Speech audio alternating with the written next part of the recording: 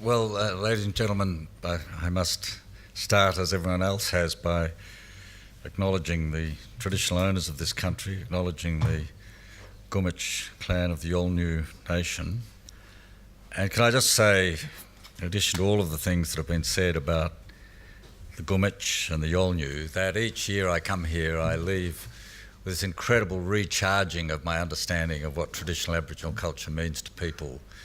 The intense concentration of the Yolngu when they give us a cultural demonstration is not a concentration on us, but a concentration on their own inner cultural beliefs. And I find this so powerful, and I go away with something of a battery recharge. So I'm deeply grateful to the organisers of this festival, and I'm deeply grateful to the people of this country for reminding me of why it is so terrific to be involved with Aboriginal people. My job, I understand, is to make some comment on what's been said, so I haven't come along with a prepared speech. That means I can probably speak for a couple of hours, you'll be terribly pleased to know. But I want to make just a few brief comments on some of the points that have been made, and I want to start with Bruce. My connections with Rio Tinto, previously CRA, go back a very long way, to the time when they, in common with the rest of the mining industry, was in fact actively hostile to Aboriginal rights. And I had the joy of working with that company in the mid-90s when they led the charge of the mining industry under the influence of Mabo into a bright new world. And I want to acknowledge the tremendous efforts they made to employ Aboriginal people, I think in the Pilbara probably 1,000 at a time, the efforts they made and the lead they gave to the rest of the mining industry. I've never forgotten going to another major miner to get support for an education project that Rio was supporting, and the response was, we have to be as good as the neighbour. So I acknowledge that you provided an excellent example and leadership.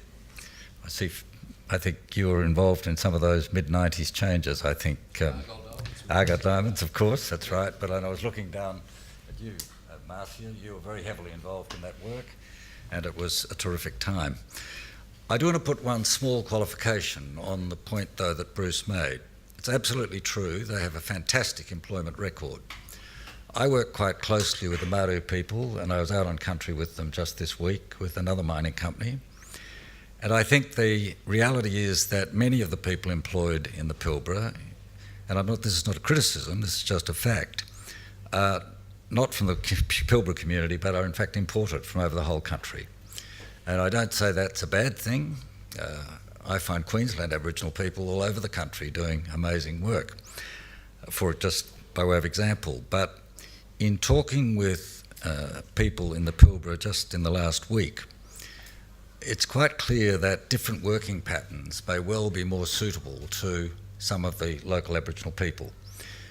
And in fact, they seem to desire a working pattern which is increasingly the lot of other Australians, namely a more casual group of employment opportunities rather than a single job, 9 to 5 and so on. It is something of a menu of opportunities which does seem to engage people in a quite different way. And I simply offer that as a thought because I think it's another layer that could be examined, because I think it is particularly important that the people of the Pilbara, and not least the people of the East Pilbara, can in some way be absorbed more into the workforce. John Altman is not a person I think one is encouraged to quote to government people. I know he's not here, or don't quote him. Well, what I'm going to say is that I think the idea of a mixed economy does have some strength, and I would quote him in that regard. I don't have much to say about Minister Ma and his comments. The one thing that I would want to say is that I think that from an outside viewpoint, and this is very much an outside viewpoint, to provide steady public administration in those remote lands is really essential. And I think there's been a less than consistent interest in public administration of Aboriginal lands, and that is a matter which I think has impacted quite badly on the Aboriginal community over quite a long period. I can't say anything at all about the IBA because anything I know about the IBA is essentially anecdotal. It wouldn't be fair to make it, but I did say to Wally Tallis, I'm frustrated because I can't criticise you, so he's authorised me to say that his brother is a better footballer. As far as Supply Nation is concerned, I'm further constrained because I have a son on the board of Supply Nation, and I'm not sure that I could make any criticism that would maintain my family, my amiable family. I did note Laura's interesting presentation and the fact that they audit companies, I think with respect to their being actually compliant with the requirements of being an Aboriginal company. And I think that's worth noting that with respect to a few of the speakers, that my experience of Aboriginal people who have money or access to money is that they attract thieves and vagabonds and manipulators very quickly. I've been really shocked over a long period to see the lowlifes who attach themselves to Aboriginal communities and take advantage of them. And I think it is very important, therefore, that you do audit these things, because I'm quite sure there are unscrupulous people who would otherwise take advantage of them wrongly. And finally, can I come to the Minister? Can I say that the Minister has brought me a moment of pure delight. I don't quite know how to handle this. I'm quite discombobulated. The Minister would know that I have been one of those people who for some time has expressed considerable concerns about CDP. Recently I put yet another submission into the Parliamentary Committee looking at it, because to my knowledge CDP has been causing immense hardship to the people with whom I work. And I must say, some time ago I was delighted to hear that the Minister had determined that the pattern he wanted was to pay people each week at the end of the week in accordance with the work they've done. I think that's a direct quote, Minister, and I publicly and privately applaud that. I did not think that the solution that the Minister originally put into Parliament was an appropriate one, because it seemed to me highly technical still. But if the Minister is telling us today, and this is how I've heard him, that he will move to a wages-based system, then I can only express my deep gratitude. The fact of the matter is that the economies in remote communities are substantially government economies. Whether they are a welfare economy or an employment economy is really very much a matter for how government chooses to organise its involvement with those communities. There may have been deficiencies with CDP, but I think it is fair to say that everything that has followed since has been worse. I can quote the previous Prime Minister, Tony Abbott, for saying that the abolition of CDP was probably a mistake. I strongly agree with that.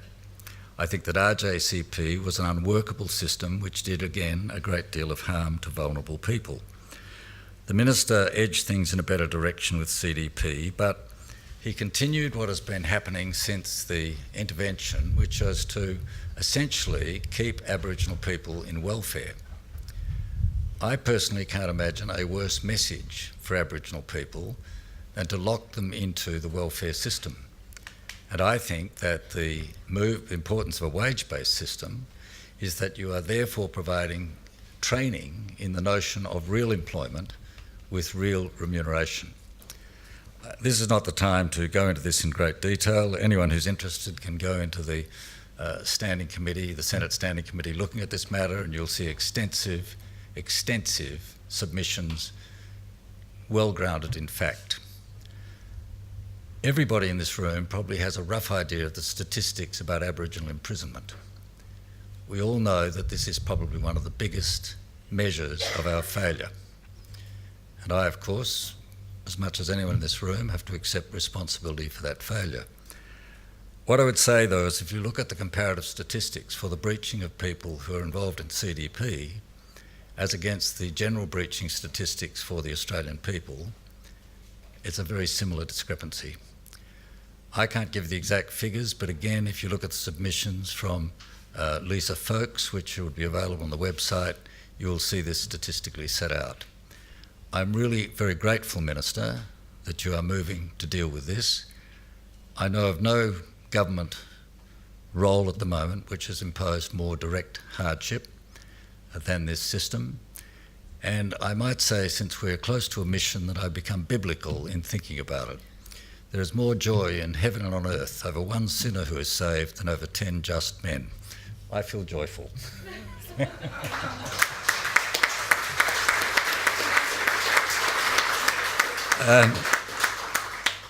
I really should. I'm on a roll here. I also think that the Minister is right to be directing funding through PBCs. These are the bodies that hold native title either on trust or hold it directly. And I think the government is right to say that we wish to see those PBCs assuming greater direct responsibility. These are bodies which are owned by Aboriginal people and which are the holders of their native title, and which are the doorway, of course, for non-Aboriginal people to gain interests in land. That's one of the important reasons they're there. If you want to mine on Aboriginal land, you knock on the door of the PBC and your negotiations start.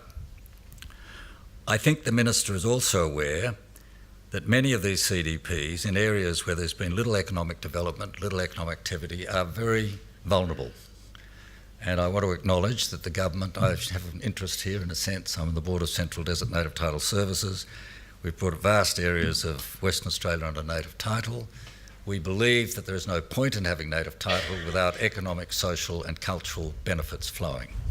So we are very anxious to work with the PBCs, and we do this principally through caring for country, but in other ways contracting with companies and so on. The Minister is right to direct the funding. I want to acknowledge that the government has also provided some funding for us to work with a group of PBCs to try and strengthen their capacity. I think all of these things need a nurturing government. I look at things like the amazing agreement in Western Australia, the South West Land Agreement, a state government agreement with the Noongar nations. That agreement provides very substantial funds, very substantial access to land, substantial ongoing governance arrangements. In my view, it is a treaty in everything but name. In British Columbia, it would be called the Noongar Treaty. It is a fantastic achievement of government. The view I would like to put is that that agreement, fine as it is, will, I believe, require a fraternal, nurturing approach by governments, Commonwealth and state. These things don't just happen. As all the representatives of the mining industry here would know, and a Rio Tinto person put it very well in a paper which he entitled, "Now you've got your agreement, now make it work." And I think these ongoing partnerships, fraternal rather than paternal, are going to be quite important for the benefits of what governments are agreeing to and mining companies are agreeing to being fully put forward. Again, it was not, I thought the Minister would make changes to CDP because he's been telegraphing his intentions for some time, and I welcome that. The fact that you would have a wages model with access to top-up is, I think, really good news in terms of the economic position of Aboriginal people in remote communities. If he's able to put that into place, then I, for one, will erect a small statue to him in my garden.